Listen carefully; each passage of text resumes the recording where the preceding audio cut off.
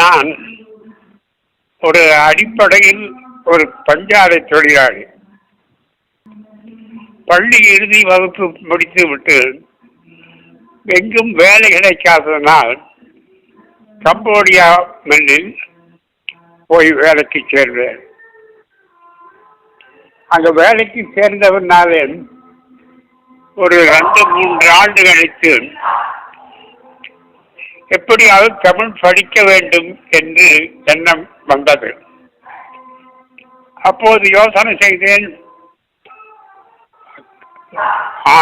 ஆலை பணியிலே நின்று விட்டால் வருமானம் இல்லை, வருமானத்தை நினைத்தால் கல்லூரி கல்வி இல்லை, என்ன செய்வது என்று யோசனை செய்தபோது இரவு நேரம் எல்லா நாளும் 1 o'clock ஷிஃப்ட் சொல்வார்கள்.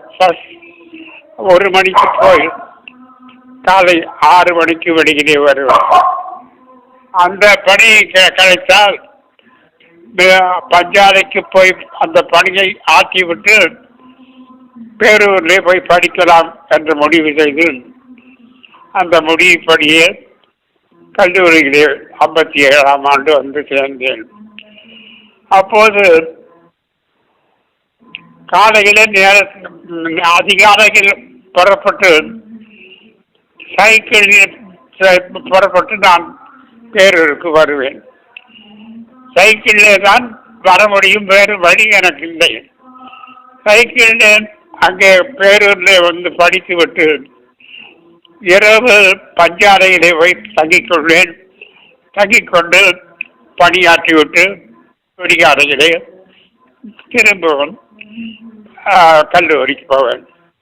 இப்படி 4 ஆண்டுகள் படிக்க நேர்ந்தது. வேறு எனக்கு ஆதரவு இல்லை.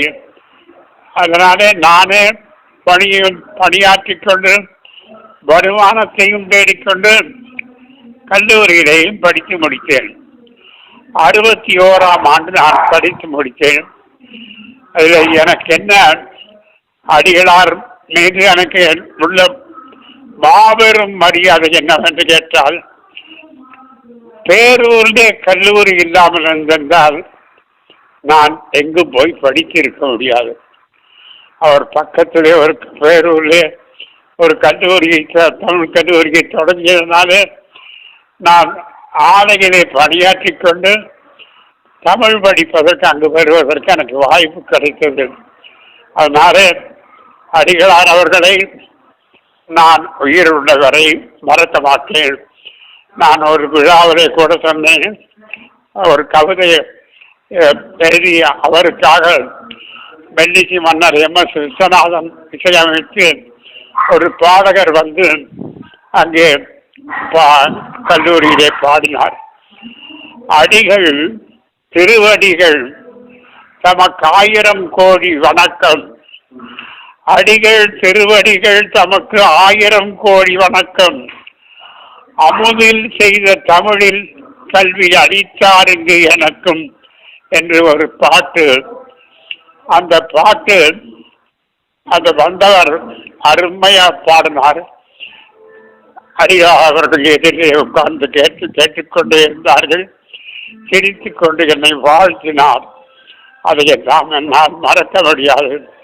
மதுரை பாத்திமா கல்லூரி முத்தம் மன்றத்திலே பேசுகிற போது கூட நான் இந்த அவையிலே இருந்து பேரூரிலே இருக்கும் திரு ராமசாமி அடிகளார் அவர்களை அவர் இருக்கும் திசை நோக்கி தொழுகிறேன் என்று ஆரம்பித்தேன். பாத்திமா கல்லூரியிலே பேசுகிற போது அது மாணவிகள் பெண்கள் கல்லூரி. அதை அவ்வை நடராஜன் அந்த விழாவுக்கு அவரும் வந்து பேச வந்திருந்தார். எல்லாம் முடிஞ்சவனாலே சொன்னார். அவ்வை நடராஜன் அன்னைக்கு படித்துக் கொண்டு சொன்னார், நீங்கள் என்ன இருந்தாலும் அவரை நீங்கள் மறக்காமல் இருக்கிறீர்கள் என்றார். நான் சொன்னேன், அன்றுதான் அவர் எனக்கு பழக்கம். நான் சொன்னேன், அவர் இல்லாமல் நான் ஆலை தொழிலாளியாக இருந்திருக்க வேண்டியதாக இருக்கும். இந்த நிலைமைக்கு உயர்த்தி விட்டது அடிகளார் அவர்கள் தான். அவருக்கு வைத்த கல்லூரி தான் என்னை உயர்த்தியது என்று இன்றைக்கு நான் அடைந்திருக்கும் பெருமை, புகழ், வளர்ச்சி என்றால் அவராலே வந்ததாக நான் கருதுகிறேன். இன்றைக்கு திரைப்பட பாடல்கள் 3000 பாடல்கள் எழுதியிருக்கிறேன். அதோடு புரட்சி தலைவர் எம்ஜிஆர் அவர்களுடைய மிகப்பெரிய நட்பு எனக்கு கிடைத்தது. மேலவை துணைத் தலைவராக இருந்தேன், அரசவை கவிஞராக இருந்தேன். ஆலை தொழிலாளி அரசவை கவிஞரானான் என்கிற வரலாறு உருவானது. அதற்கெல்லாம் அடிப்படை காரணமானவர் அடிகளார் என்பதை நான் இன்றும் மனமாற நினைத்து அவருடைய பாதங்களை தொட்டு வணங்கி வாழ்த்துகிறேன். நன்றி, வணக்கம்.